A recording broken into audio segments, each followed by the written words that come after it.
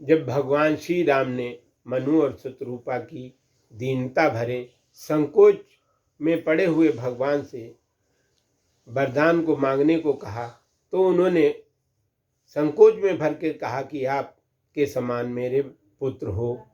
इस पर भगवान ने कहा, देख प्रीत सुन बचन अमोले, एवं मस्तु करुणा निधि बोले। आप सरिस खोजऊं कहीं जाई, नब तब तनय होए मैं आई। मनु जी की प्रीत देखकर मनु जी ने इतनी अत्यंत बहुत भारी प्रीत की और उनके अमूल्य वचन को सुनकर करुणा के सागर भगवान श्री राम, क्योंकि वो करुणा के सागर हैं, दया के सागर हैं और भक्तों की बात को बहुत ही ध्यान से सुनते हैं। और एवमस्तु ऐसा ही हो, तथास्तु ऐसा ही हो, ये कहकर फिर बोले, हे राजन, अपने समान मैं कहाँ जाकर खोजूं? मैं स्वयं आपकी पत्नी के गर्भ में आकर आपका पुत्र बनूंगा। सतरूप बिलोक कर जोरे, और देवी मांग बर जो रुचि तोरे।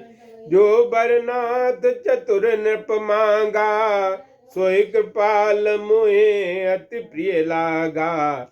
शत्रुपा जी को हाथ जोड़े हुए देखकर भगवान श्री राम ने कहा, हे देवी, आपकी जो रुचि हो वो वरदान मांग लीजिए। अथवा शत्रुपा जी को देखकर प्रभु ने हाथ जोड़ लिए और बोले, हे देवी, यदि आप ही रुचि हो तो आप देवी अर्थात सीता जी को अपनी पुत्र वधू के रूप में मांग लीजिए।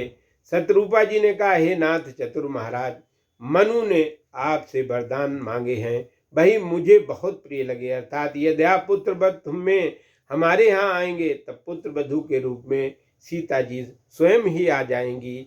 प्रभु परंत सुट होत डिठाई, यद्यपि भगत हित तुम्हें सुहाई। तुम ब्रह्मादि जनक जग स्वामी, ब्रह्म सकल उर अंतर जामी।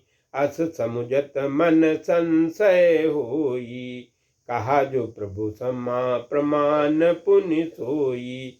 हे प्रभु, परंतु मुझ में एक सुंदर घृष्टता हो रही है।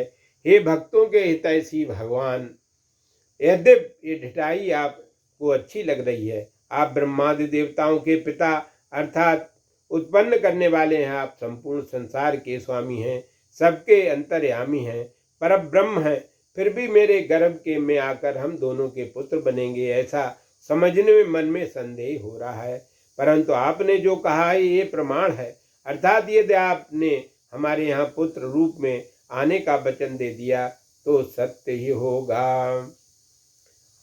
जे निज भगत नाथ तब यहीं, और सो सुख लव पावहि जो गति लयहीं।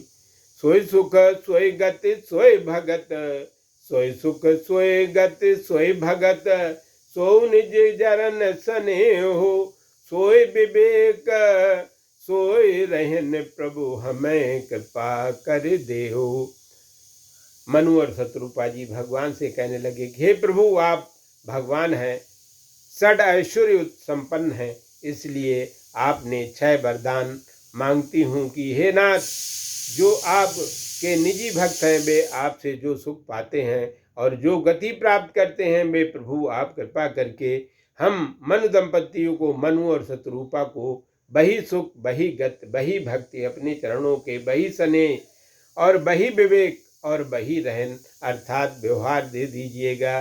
सुन गूढ़ मृदु गूढ़ रुचिर बच रचना, और कृपा सिंधु बोले मृदु बचना। जो कछ रुचि तुम्हारे मन माही, मैं सुदीन सब संशय नाही।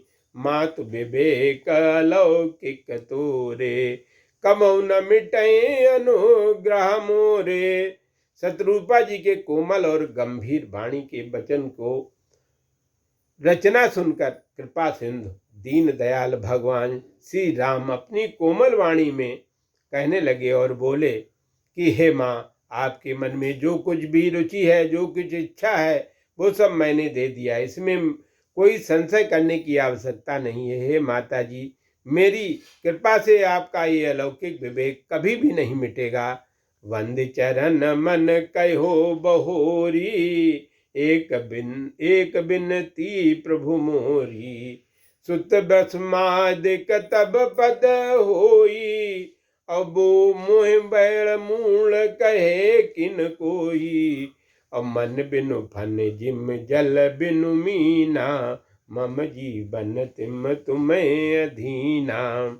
श्री मनु और शतरूपा जी की वाणी को सुनकर भगवान श्री राम के चरणों की वंदना करके कहने लगे कि हे प्रभु, मेरी एक और विनती है। भगवान बोले, आपकी एक विनती और कौन सी है? आपके चरणों में मेरे पुत्र विषयक रति हो, अर्थात बात्सल्य रस की मान्यता के अनुसार आपकी उपासना करूं। मुझे कोई बहुत बड़ा मूर्ख क्यों न कहे, अर्थात भले ही हमें लोगों की दृष्टि में बहुत बड़ा मूर्ख रहूं, परंतु जैसे मणि के बिना सर्प नहीं रह सकता है, जैसे जल के बिना मछली नहीं रह सकती है, उसी प्रकार मेरा ये जीवन आपके ही अधीन हो। सीताराम सीताराम सीताराम, जय सीताराम।